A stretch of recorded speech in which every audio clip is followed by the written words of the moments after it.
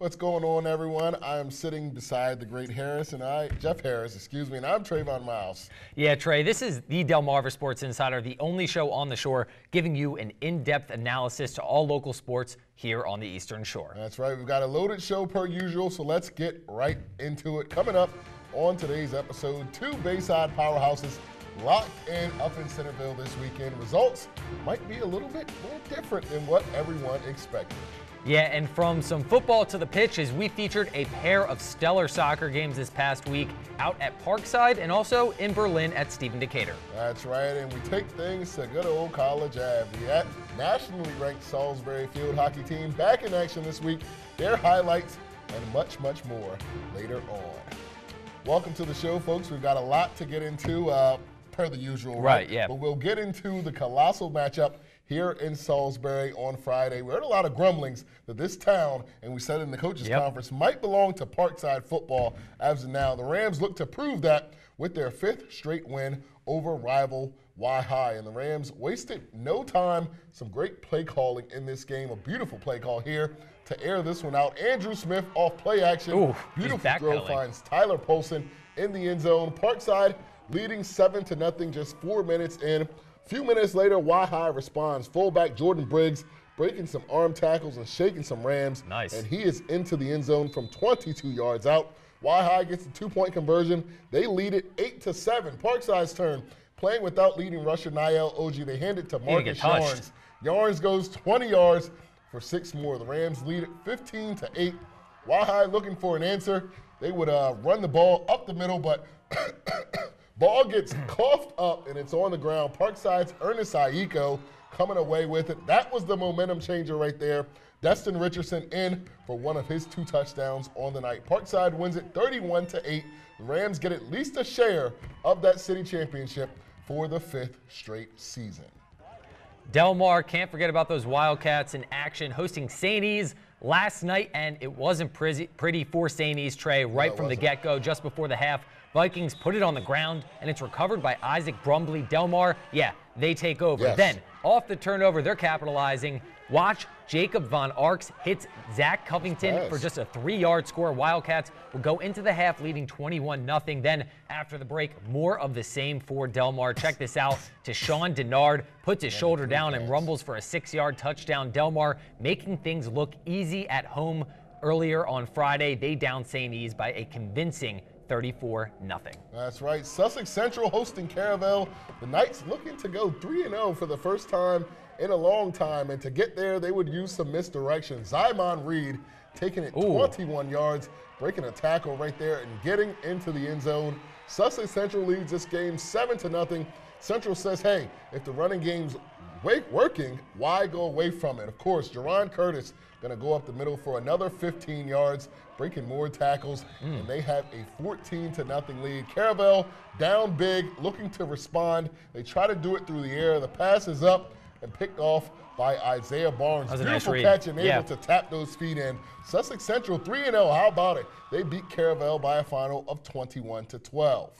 Now, CR also in action, hosting William Penn in a good matchup out in Camden. CR down near the goal line, and Julian Trammell able to cut across the field, and he's going to tie the game up at 7 apiece. Check out that move. Then check this out, Trey. Off the jet sweep, we're going to see Emmanuel Kennedy channeling his inner beast mode. He gets CR into business.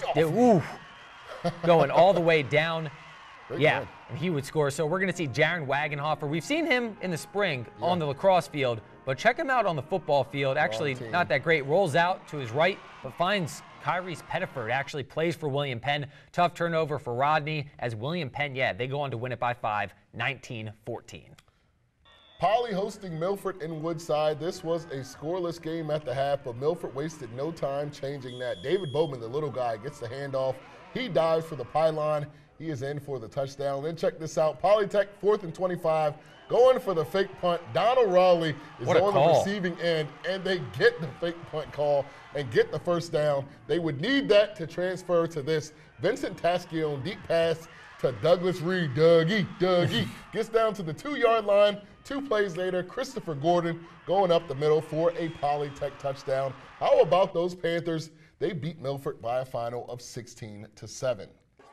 Colonel Richardson taking on Cambridge, and Colonel getting on the board in just the first quarter. Number 44, Jordan Gabriel, with the short score there. Two-pointer by Gabriel makes it a 8-0 game midway through the first. But CSD would tie the game. Taj Moloch able to score, and they convert for 2, tying this one up at 8 as the first quarter comes to a close. And yeah, that's how it would end heading into the half. But Trey, Moloch would find the end zone yet again, actually 3 more times in this one. Scores again from 6 yards out, courtesy of the Vegas formation, 22-8. CSD early on in the fourth. Moloch getting it done again and again all night. Scored all 4 touchdowns for the Vikings as they top Colonel Richardson 28-14. Bennett taking on Easton on Saturday. The Warriors able to get on the board first in this one. 10-yard run by Easton quarterback Jaron Winters, doing a great job filling in for Mason Ledford this season. Yeah. Bennett responds in a big way via their quarterback. Joey Blake going to put his nose down and get into that end zone. Barely looked like he got in there, but he's in with the helmet off. He's going to the sideline. Bennett ties it up at 7. And then the Clippers would just grind this thing out. The offensive line would take over. Saquon Cotton also taking over in this game. He goes left, and 20 yards later, he finds the end zone. 3 minutes later, after that, Cotton one more time to the left. If it ain't broke, don't break it, right? Clippers go on to win it by a final of 31-13. Also on Friday night, featured a showdown in Centerville. Queen Anne's hosted the unbeaten North Carolina Bulldogs. Just the second play from scrimmage after a long kickoff return. QA gets on the board. The touchdown by Garrett Murray puts QA up 7-0 right off the bat. But the Bulldogs, yeah, Trey, they would settle down and do what they do best, which is score points. Later in the first, David Bailey Jr. would put NC up 14-7 with a 2-yard run, short run there. The NC defense also stepping up in this one. Check this out. They would come alive. Check out the nice sack by Zach Smith off the blind side right before the end of the first half. Yeah, really, you could say that again. And Bailey Jr., yeah, changes direction, heads towards the far sideline, but he's not just going to go say hi to his teammates. Yeah, turns on the Jets 85 yards later. He's in the end zone. Boom, right there. NC heads into the locker room. They would lead 42-7. And then in the second, Trey, more of the same. Will Manship added a pair of scores on the ground on Friday night. He would add some insurance there for the Bulldogs with that short touchdown. Yeah, NC, they take care of business on the road, 55-7. We all know about senior running back for North Carolina, David Bailey Jr. He had a pair of touchdowns in that first half, but Queen Anne's, they really looked like they were going to be able to hold on and hang on with North Carolina this evening, going up 7-0 on just the second play from scrimmage. However, a strong end to that first half by North Carolina kind of halted some of those aspirations for Queen Anne's heading into the half. They would actually lead North Carolina, that is 42-7, heading into the second half, and then would actually go up 49-7 heading into the fourth. But aside from David Bailey Jr., some other players on this North Carolina offense making an impact in this game. Offensive line and running backs. Running backs are blocking for other running backs, and lines blocking big for us this year. And it's just a full team sport, man. That's all it is. We haven't been scored on much this season. 6 points we've given up. It really was just all about the bounce back and see what how we could respond to it and come out with it. So we're not a one-trick pony. You know, obviously, David is a special kid. But we got some other ball players that can play, and I tell you, the big question, how much better was our offensive line going to get? And they made a big step tonight. The kids blocked great. We have some good running backs, made some great runs, but they have plenty of room to run too. I hear you, Coach Mack. Other scores to pass along to you. Ken Island moving to 4-0 after holding down Steve Decatur. Big story in this one.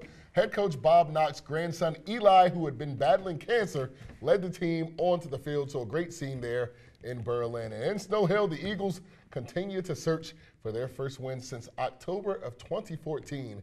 They fall to Kent County. And in Delaware, the Washington Jags fall heavily to the Laurel Bulldogs.